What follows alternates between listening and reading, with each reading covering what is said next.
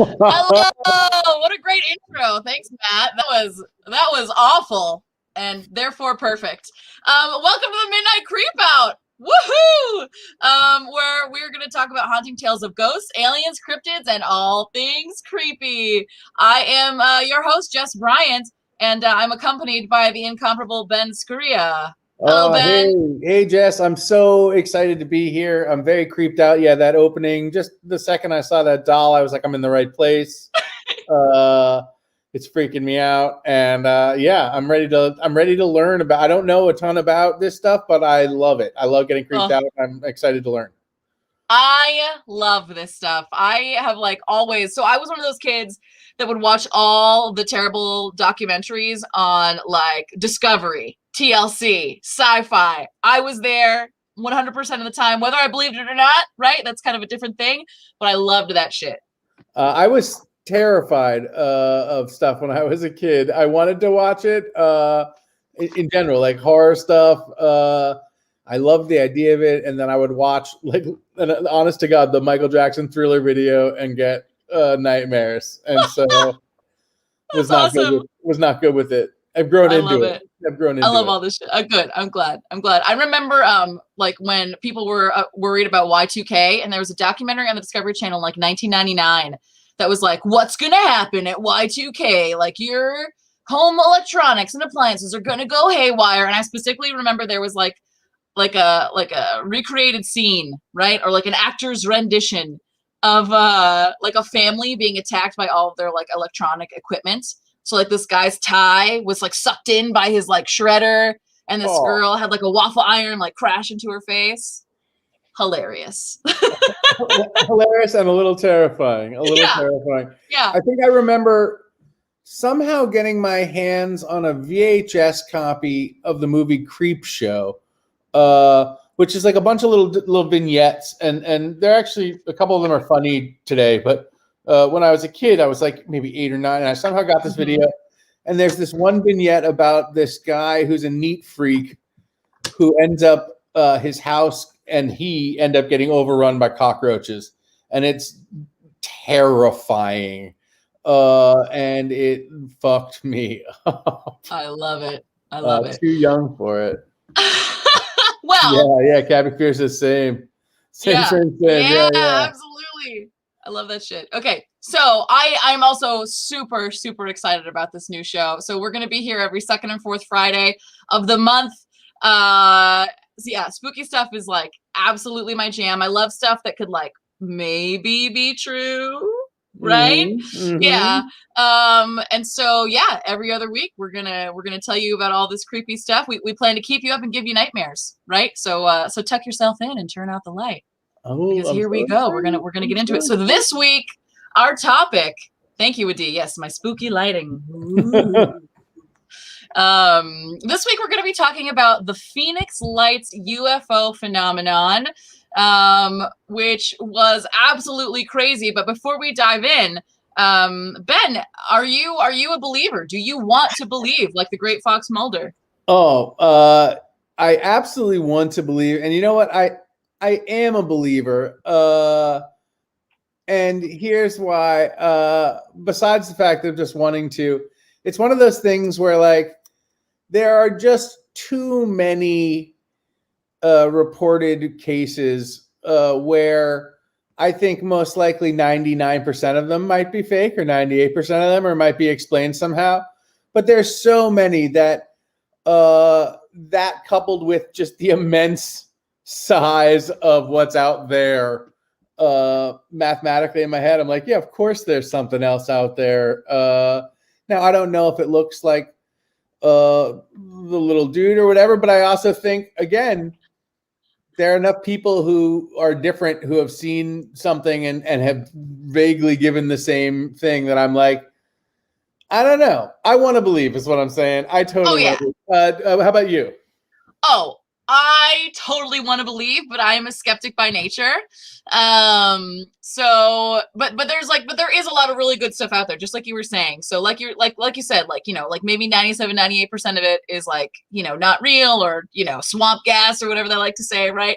But I do think that there are, so first of all, I mean, the Navy just this past year, right, released those videos of UFOs that their jets caught on camera that were not picked up by radar. That they're watching them fly around. You know, it's clearly there are clearly unidentified flying objects, or as they now call them, unidentified aerial phenomena (UAP) that are flying around that credible sources are seeing, and we do not know what they are.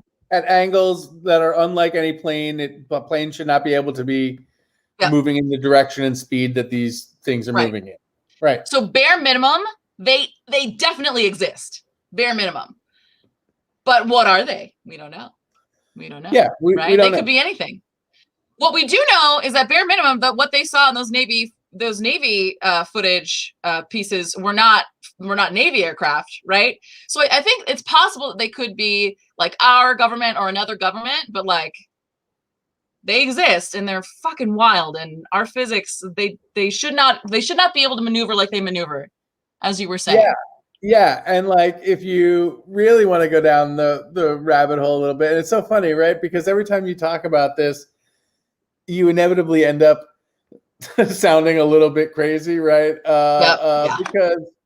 Because I think there's a good chance that if it is a U.S. or some other governments doing that, that tech is tech that they got from something that crashed, right? And they were just studying it and figuring it out. Yeah. And like that makes perfect sense to me. Yep, totally could be. Yeah, and then like you were saying with the size of the universe, right? It is so much bigger than we can possibly wrap our little tiny, lizard brains around. And so have you heard of the Drake equation and the Fermi Paradox? I've heard of the Fermi Paradox. I do not know the Drake equation, unless they're connected. They're not really. They're kind of. So the Drake equation. So this guy Drake, right, scientist. Not Drake the rapper. Not Drake the rapper. Right. He made this equation that just kind of says like, okay, so if there's this many galaxies, and in those galaxies there's this many stars, and in those stars there's this many planets, and of those planets there's this many livable planets, and on those planets, this many of them could support life, and of those, this many did create life, and out of those, exactly, start at the bottom, now we're here. Of those that created life or have life that are on them are intelligent life, right? And he did the probability of all of those to create an equation of how many advanced civilizations there should be out there in the Milky Way galaxy, and it's like hundreds of thousands, right? Huh. Right? Right. But yeah. So then there's the Fermi Paradox. So this other guy, Fermi, was like, okay, well, if the Drake equation is correct, then why haven't we encountered any? Right? Hundreds of thousands. Why? Right. Right. Exactly. So I propose that we have, and we're about to get into it. So on March 13th, 1997, hundreds of people in Maricopa County, Arizona, saw a gigantic craft fly over the night sky. The military claimed it was high-altitude flares, but hundreds of eyewitness accounts refute that explanation. So, what really happened? I'm going to give you all the details, and then you get to decide what you think is the case. Tara says, I think there's at least one ex-Canadian defense minister who said we've made contact with aliens. That is true. That is true. So, Ben, what do you know about had you heard about the Phoenix Lights before I said it to you? What do you know about the Phoenix Lights? So I hadn't heard about the Phoenix Lights before you said it to me, and I don't know anything really. I went to Wikipedia and then I was like, no. I learned one thing about it, which I thought was incredibly ridiculous, and then from what you said, the story just got weirder, and I was like, I don't want to know anything more, and that was. All I read was that the governor at the time's name was Fife Symington. Fife Symington. That's his name. And I was like, no, it wasn't, but it was. Yep. That was the guy's name. And I was like, I don't want to know anything more. So that's all I know, which is not creepy at all. And then I saw the picture, which is the picture that we have behind us right now, is one of the pictures of the night, correct? Yes, I believe this picture that you've chosen is one of the pictures from that night. Yeah. So crazy. Anyway. Yeah, so tell me all about it. Yeah, so Rachel's in the chat. She's saying, I think I read a convincing argument that societies tend to collapse before they reach interplanetary flight. And that is a thing. It's called the Great Filter. And we can talk about that on a different show. Yeah, and I look forward to it. I definitely want to talk about it. Okay. So here we go. So on March 13th, 1997, the citizens of Phoenix, Arizona, and the surrounding cities experienced one of the largest mass UFO sightings in U.S. history. Somewhere between 800 and 1,000 eyewitness accounts have been reported. Right? So wild. That's so many fucking people, right?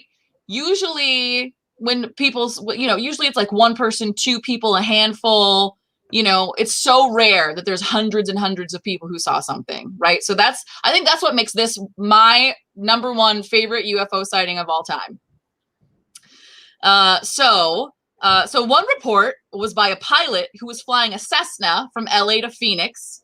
So at approximately 8:32, he and his son saw 6 lights in a V formation over the Sky Harbor Airport. He called it into air traffic control, and they said they had no such thing on radar. He told them he was declaring it an unidentified craft, which I assume is something that like pilots do. They're like, okay, I'm declaring this an unidentified craft because I don't know what this is. That there were 6 objects in the sky. He landed without incident, went back to LA, and didn't hear anything more about it until his wife was watching a show on TV about UFOs, and he realized that he was the unnamed pilot in the account, and that man was actor Kurt Russell. What? Right?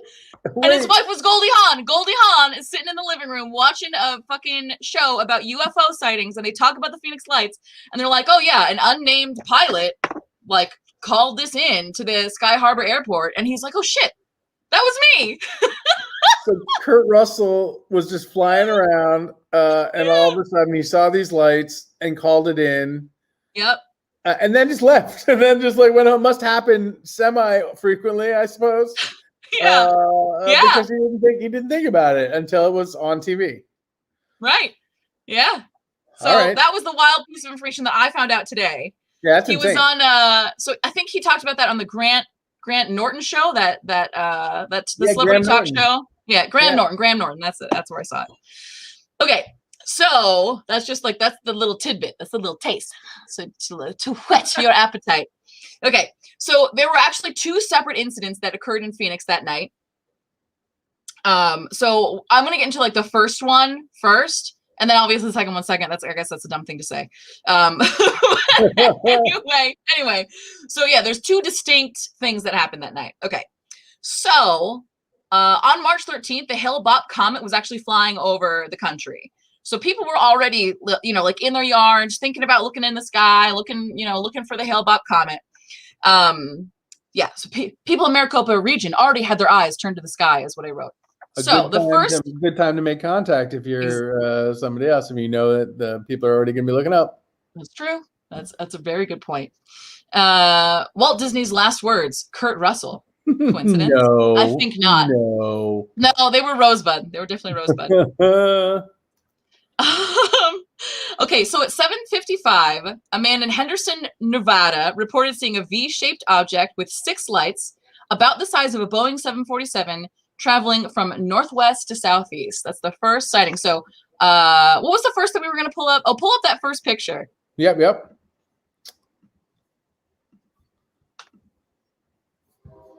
So there's 2 distinct incidents that I talk about, right? So the first one, people say that they saw a craft that looks like this image that's on the screen.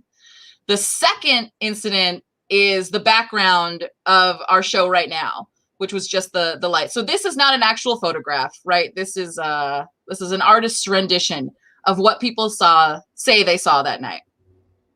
Okay, so now you can pull up one of those maps. Pull up one of those maps. All right. Okay. So you can see there's Paulden, Phoenix, and Tucson. Farther northwest of that is Henderson, Nevada.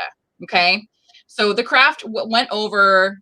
It was up there somewhere. So it flew from northwest to southeast over the course of maybe like an hour and a half, right?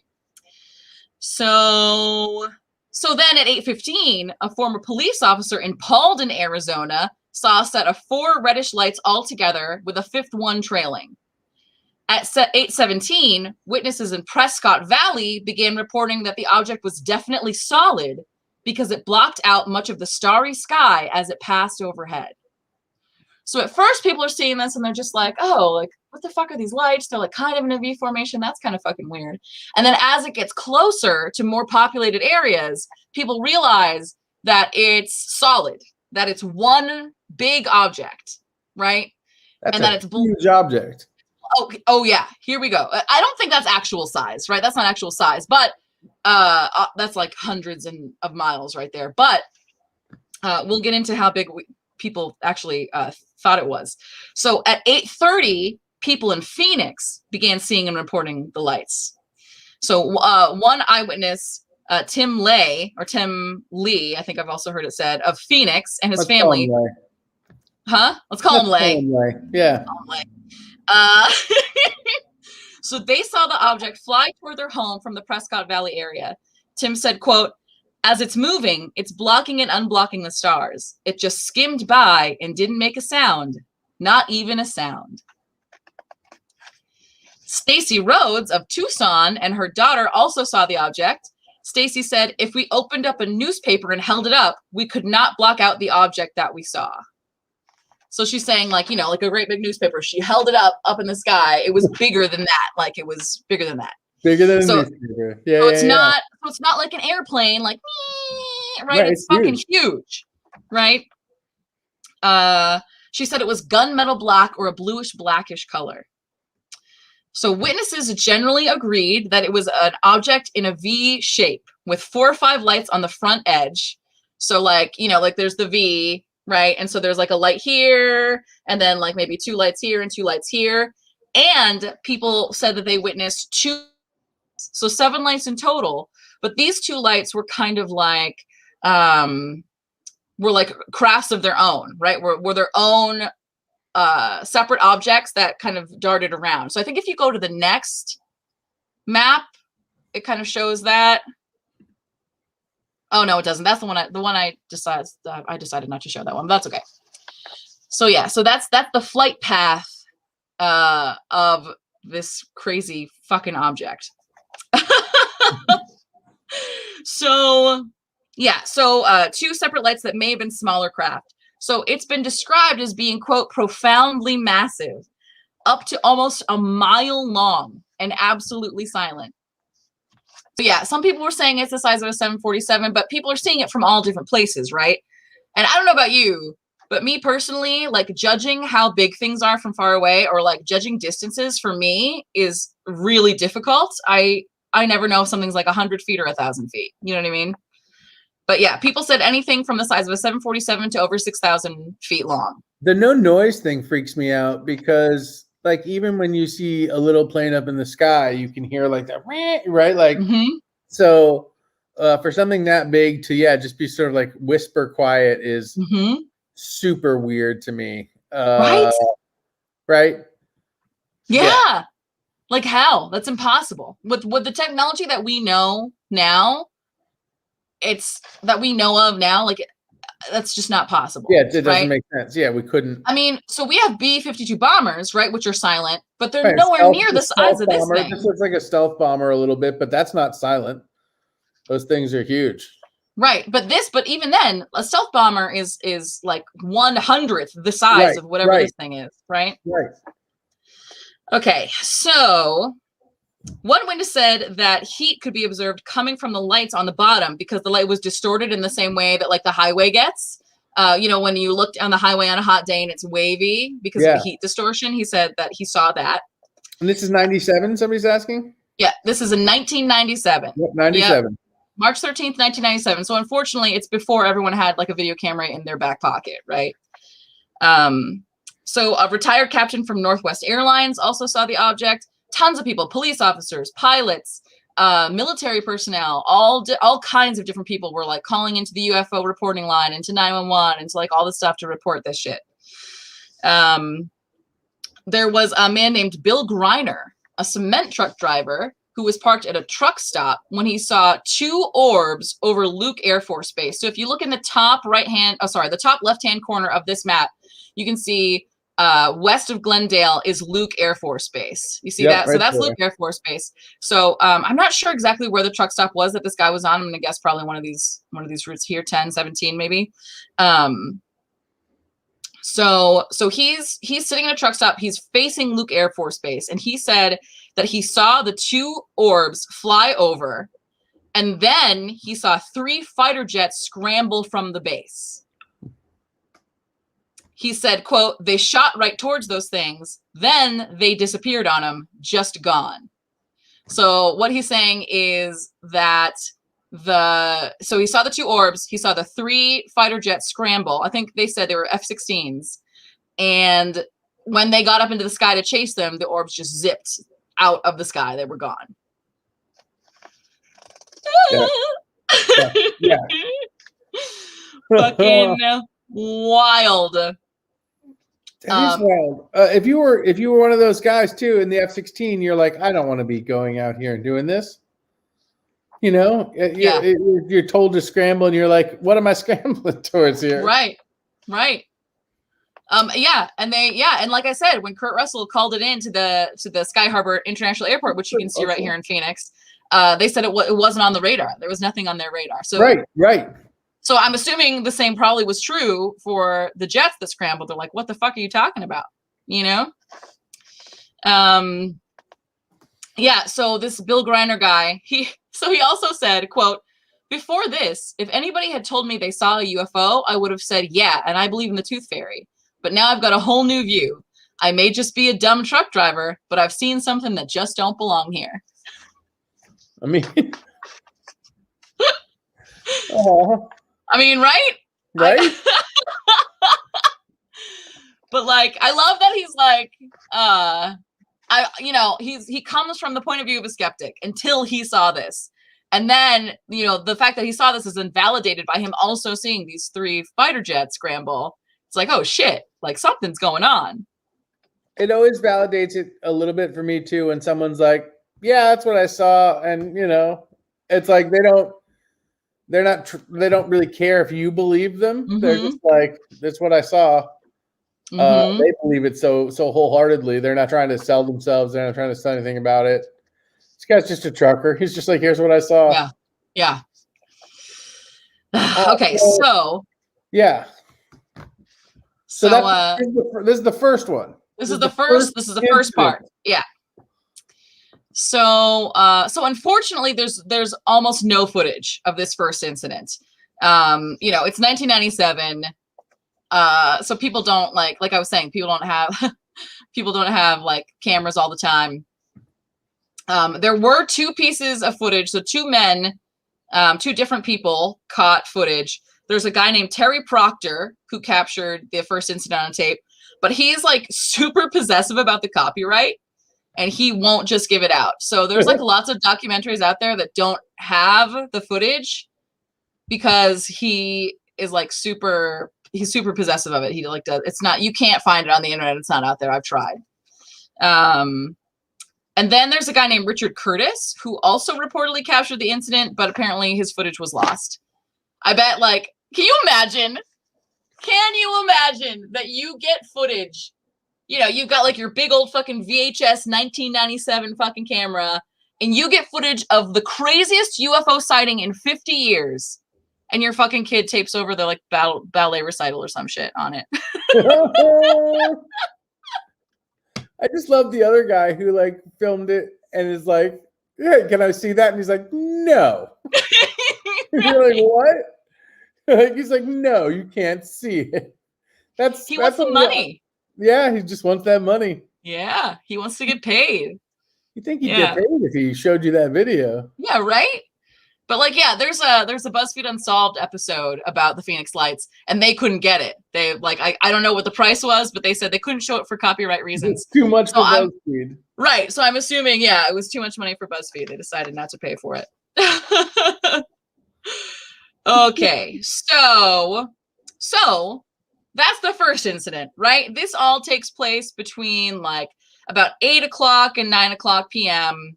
on March 13th, 1997. Then you can go to the next slide, please. Yes, yes. So then at 10 p.m. Okay, so obviously between this news is happening across the city, people are like, calling their friends and telling their neighbors, and there's a couple of like news segments that have already started about it. And also it's Hail Bop. It's Hail Bop night, right? So everyone is already looking at the sky at this point. So at this point, there's like tens, dozens, maybe hundreds of people that are outside looking up at the sky, right? This picture is blowing my mind, by the way. This is a real picture. Yeah, this is a real photograph from that evening of the 10 p.m. incident. So a second set of lights appeared over the city in a loose V formation and around 10 p.m. It was about 9 lights. And this one, tons of people saw it. Tons and tons of people. There's several photographs. So there's 2 on your screen right now. One is the photograph, obviously, that's in the middle of your screen. And then the background is of our show is another shot of the same set of lights. So, obviously this is crazy, right? I mean, look at that. If you saw that, what would you think, Ben? What would be going through your head? Yeah. Well, and again, like I would think either we were being attacked by something, right? I would think that there was some sort of brigade of something, but it's like Red Dawn. Planes don't fly in that kind of formation with that kind of lighting on them. That's the weird thing to me, right? Again, like unless it's like the Blue Angels or something, right? But those planes make so much noise. And so for there to be that many like lights next to each other in the sky, all flying next to each other with no sound freaks me out, right? To me, I'm like, that's clearly something unnatural. I don't know what it is, but that's not an everyday occurrence. Right. I would agree with that because that's a pretty tight formation, right? Like, yeah. Anyway.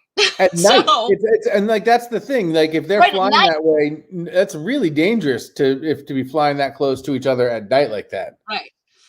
Exactly. Okay. So yeah. So like I said, there's quite a bit of footage of this second 10 p.m. incident. So when you Google the Phoenix Lights, this is what you're going to see. You're not going to see, real images of the first incident because there just aren't any, unfortunately. Okay.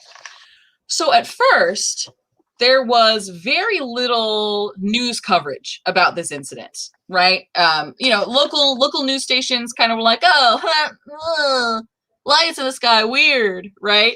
But beyond that, no one was really taking this seriously. But like, how can you not, right? That's a gigantic, hundreds of people witnessed a gigantic mile-long object fly over the Phoenix sky all at the same time, and we're just not going to investigate it.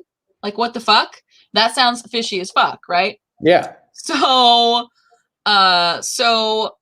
Phoenix councilwoman Frances Barwood spoke up at a city council meeting after some of her constituents were like, what the fuck? And I can't remember. I think she actually witnessed it herself as well. So she stands up at a council meeting and asks if anyone's going to investigate what the object could have been. Like, can we launch an investigation as to what this could have been?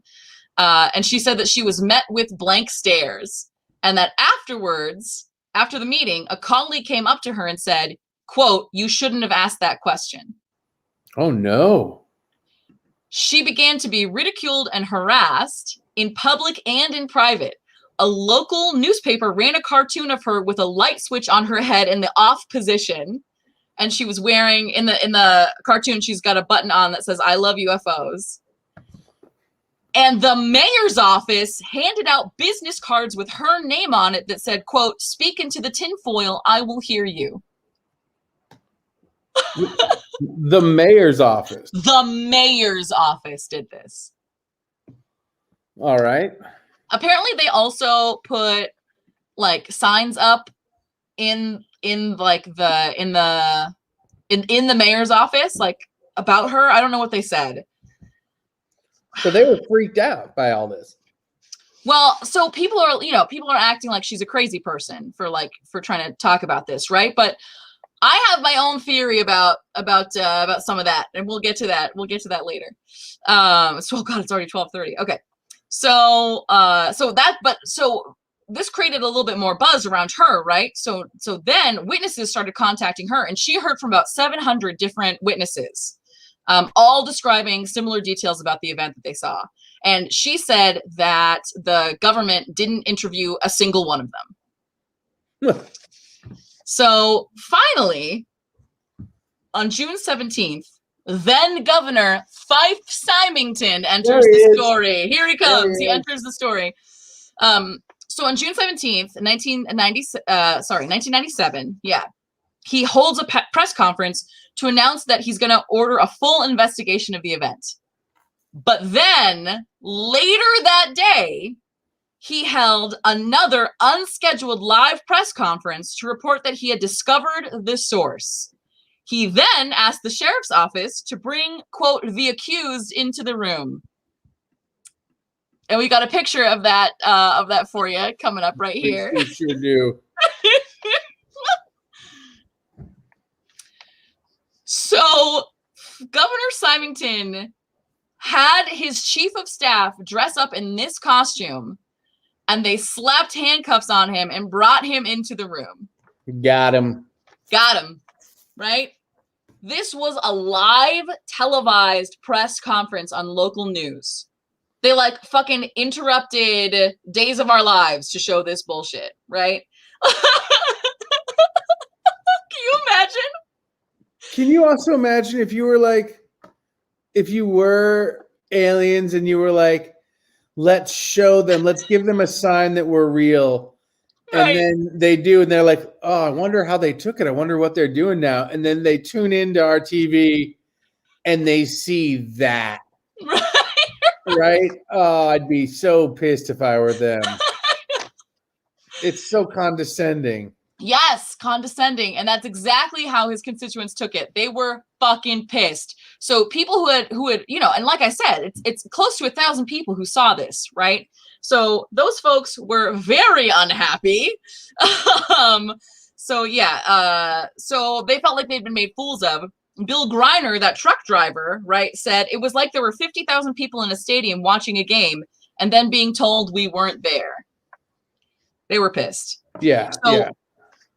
What's interesting is that Symington later publicly admitted that he too witnessed the craft. What? Right, but then he pulls this fucking stunt, right? I got theories, Ben. We'll get into it. Yeah, maybe like he was forced to do this. Anyway. So I think that he held that first, so people were on his ass, and he'd seen it himself. So finally, he's like, all right, he holds the press conference, like, I'm going to order a full investigation into this incident, so we're going to figure out what happened. And then he gets a couple of phone calls from, the Men in Black or some shit, right? Right. And they're like, no, you're not. And he's like, well, what am I supposed to do? And they're like, I don't know, dress someone up in an alien costume and arrest them, I guess. And he was like, cool, okay. Holy shit. I think that's got to be what happened, is that someone was like, no, you're going to have to figure out what to tell your constituents, because no. Okay. Yeah. What did he end up? Yeah. So what did he end up telling him? So Symington was interviewed for the 2002 UFO documentary Out of the Blue, which I love, and it is included with Amazon Prime right now if you want to go watch it. It's narrated by Peter Coyote. The Phoenix Lights are covered in the first maybe like 12 minutes of it. And yeah, you can see the footage of this press conference, which is just like so out of this fucking world. Anyway, so he was in that documentary. What did he say? Right. So in it, the director of the documentary plays audio of a constituent criticizing his administration's response, like this fucking clown show right here. And he asked him, what do you say to this? And he said, so what I would say was, at that time in Phoenix, we all experienced a very exciting sighting of some kind of a craft of unknown origin. Nobody's ever been able to explain it. And that most of us felt that it was definitely of alien origin. He later said, it was just breathtaking. As a pilot and a former Air Force officer, I can definitively say that this craft did not resemble any man-made object that I've ever seen. What? Yeah, that's bonkers that he wouldn't just say that right away. Well, so he was governor from, I think, 1991 to 1997, but he didn't start saying this shit until 2002, 2006. So it was after he was already out of office that he finally started to be like, okay, and that's what you see across the board is people that were, at Roswell, at whatever, at this, saw the Phoenix lights, whatever, right? The Canadian minister that someone was talking about in the chat, I think Terabyte was talking about in the chat.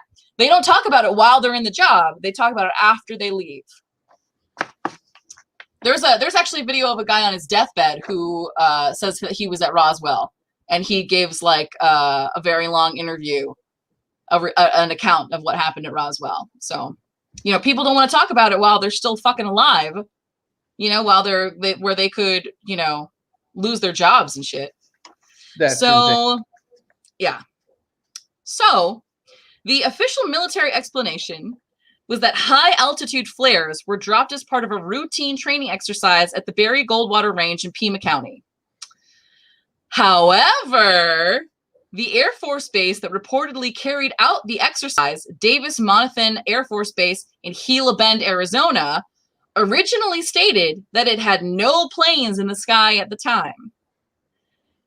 And the military stated that the flares were dropped at 10 p.m., so while that may explain the second incident, it certainly doesn't explain the first incident. So, of course, go ahead. I don't know enough about what these kind of high altitude flares are, because that sounds like a terrible argument or like a terrible explanation. So I have seen footage of high altitude flares, and they can look kind of like this, but they usually don't stay in a formation. So these high altitude flares, a lot of times they have like parachutes, and what happens is because of the hot air, it causes like a ballooning effect is what I've heard. And so that they can stay in a higher altitude for a very long period of time.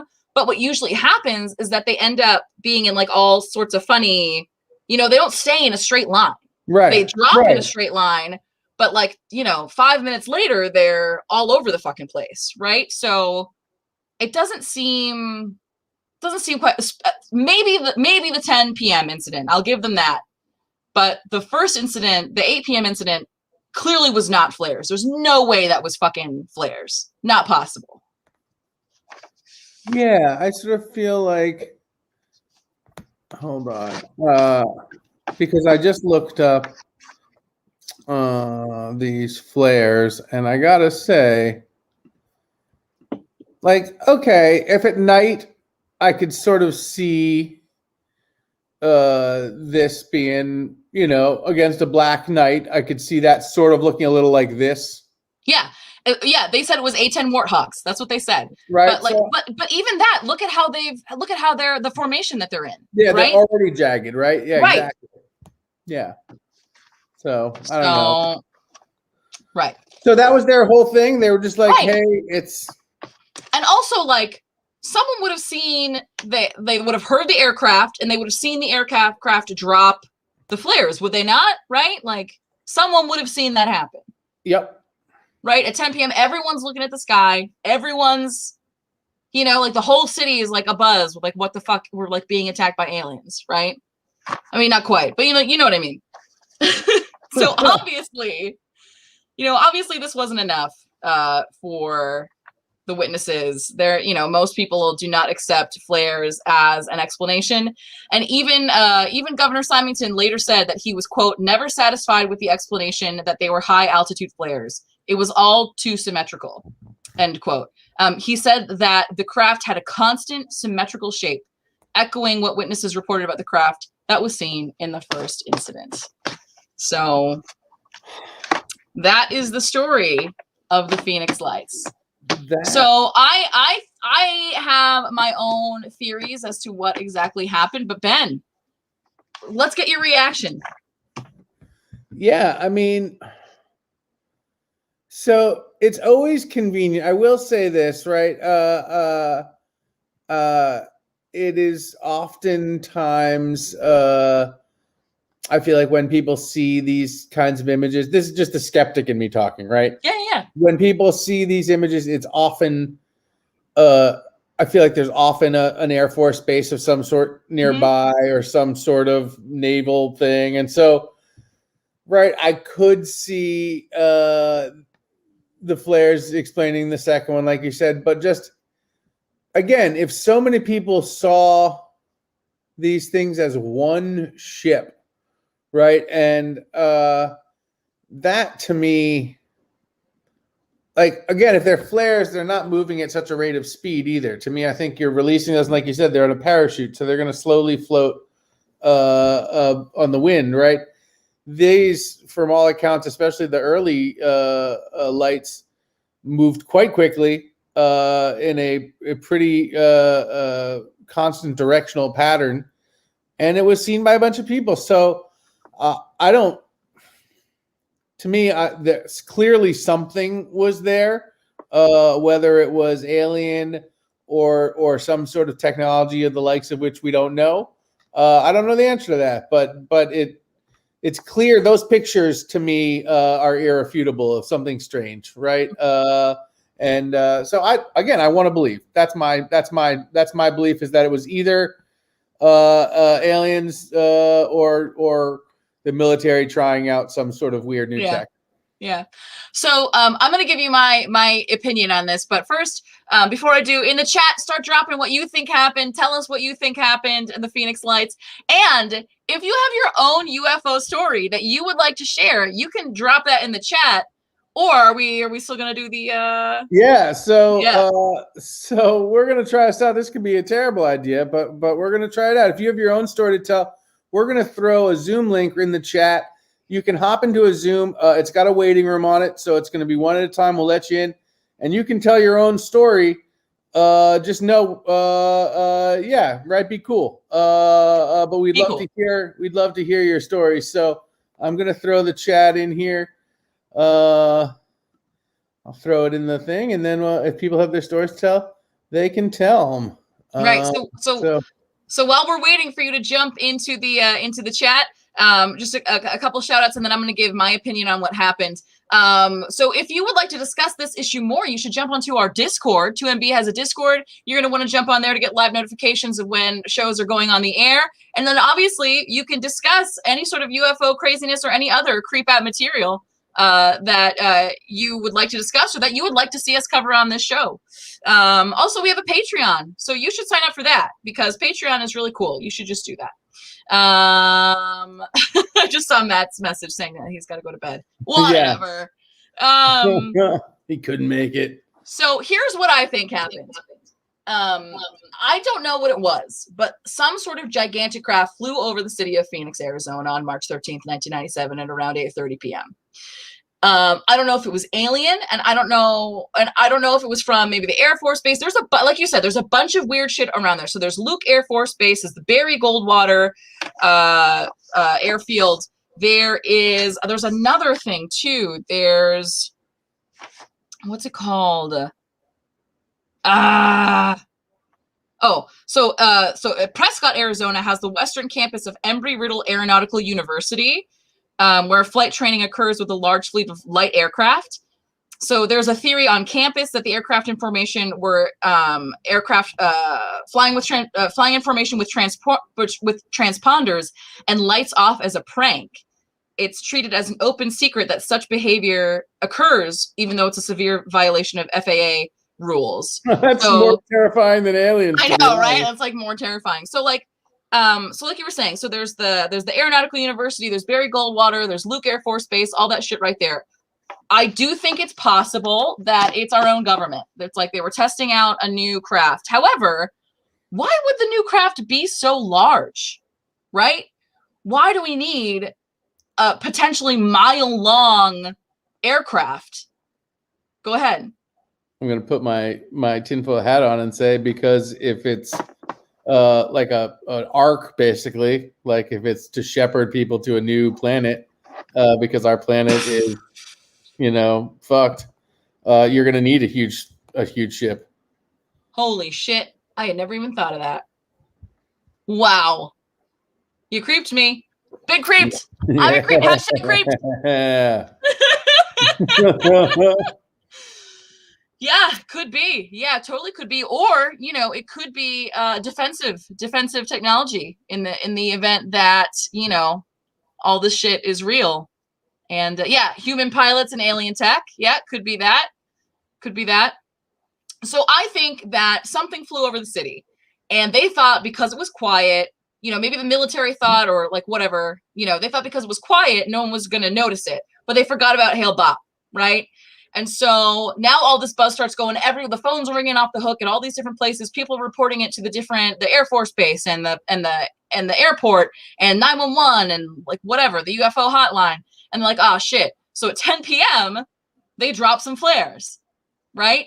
They drop some flares and they're like, oh yeah, it was flares. Oh, I don't know. To try and explain it away. But at that point it was too late, right? It was very two distinct different incidents that happened. And the first one, if it's like a big, it's blocking out the sky, like multiple people said it was blocking out the sky. Like that's not flares. Flares don't block out the sky in between them, right? I can't think of any plane I've ever seen that blocks out the sky, to be honest. Like, you know what I mean? Like a regular 747 would have to be so low to the ground that it would be screaming, first of all. Right. But it's coming in for a landing at that point. If it's big enough that if you hold up a newspaper, you can still see it. Right. Yeah. Exactly. I don't know why I was like, you. I got you. But anyway. So that's what I think. It could be alien too. I think alien aircraft also show up a lot around our Air Force bases and stuff because they don't like our nuclear tech. But again, that is that's a story for another episode. That intrigued. That just creeped me a little bit there. It freaks them out, right? Yeah. So there's reports of people, people in the military at nuclear bases where the rockets are, right? This is how you sign rockets in Jessica sign language. There are rockets there. Right.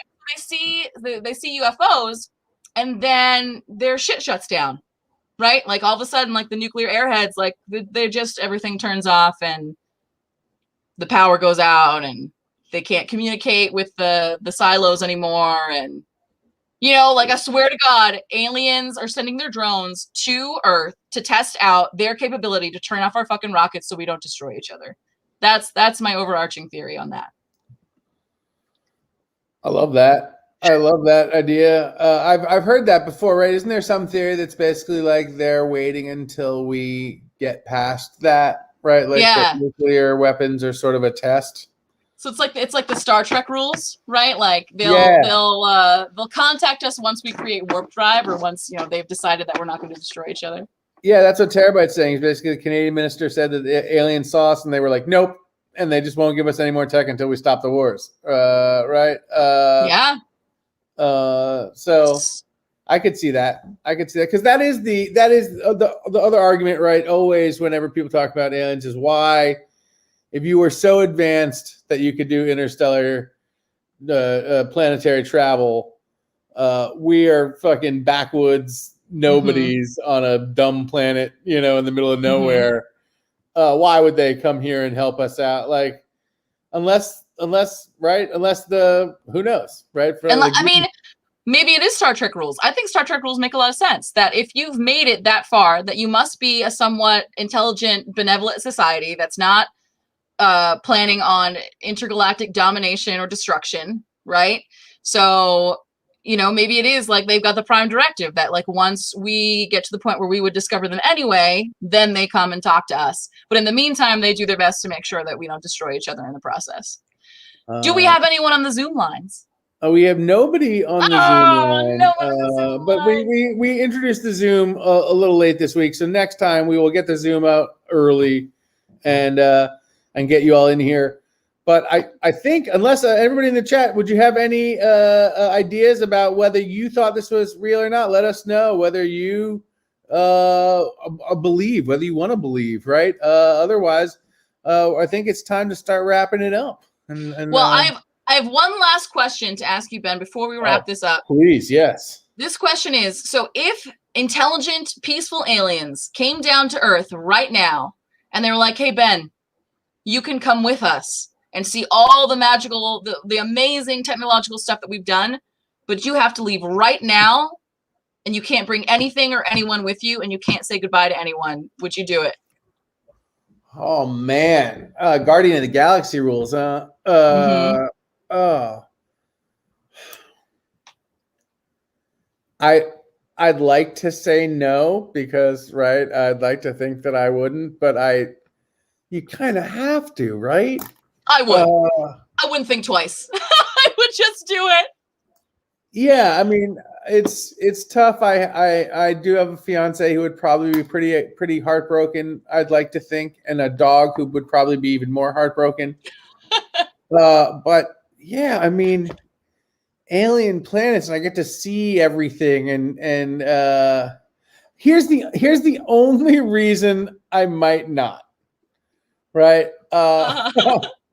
It's because I know how we humans have treated, like, here's this tribal person that I like found in my travels, right? And now you're like in a zoo, right? That's basically Kurt Vonnegut, right? Like, I don't want to be in an intergalactic zoo, right? I'm pretty sure there's an episode of Are You Afraid of the Dark about that she ends up in that's zoo. Literally Vonnegut, the slaughterhouse, right? And so it's just like, yeah, that's the only thing that would freak me out. Is I'd be like, well, why me?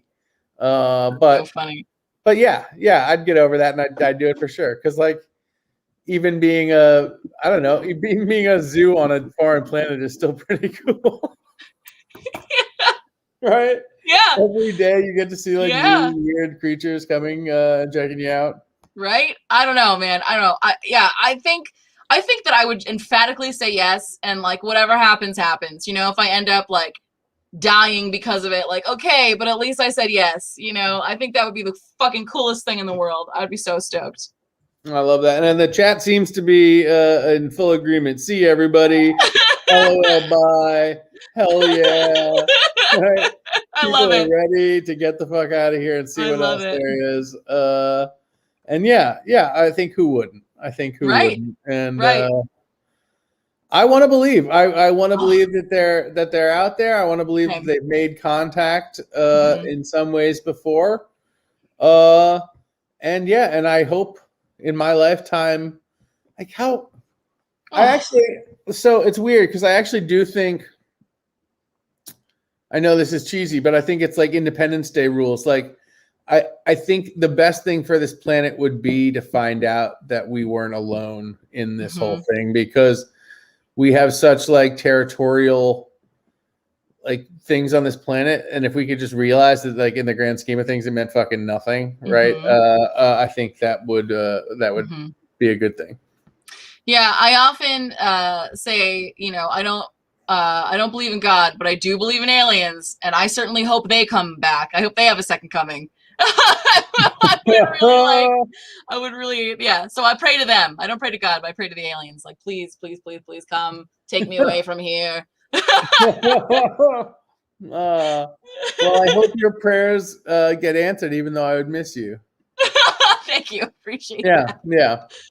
All right. Well, this has been the Midnight Creep Out. I really appreciate you coming to watch our premiere episode. Yeah, thanks everybody.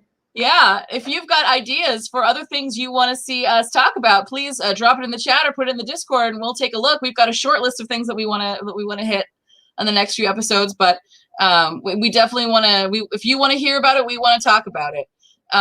Make sure you tune in tomorrow at 1 p.m. for Simly the Jess, where I play The Sims, starring our favorite cast members from Quarantine Action Wrestling, which airs every week at 8 p.m. Ben, you got anything you want to plug before we dip? Yeah, check out Run On Monday nights 9 o'clock, and What's Going On Tuesday nights 9 o'clock. Monday and Tuesday, come hang out with me. 9 p.m. We have fun. We do all sorts of different stuff. Yeah, so make sure you follow, subscribe to the channel, get us that Discord, be a patron. We appreciate you, we love you, and we hope that you're creeped out. Bye, everybody. Bye.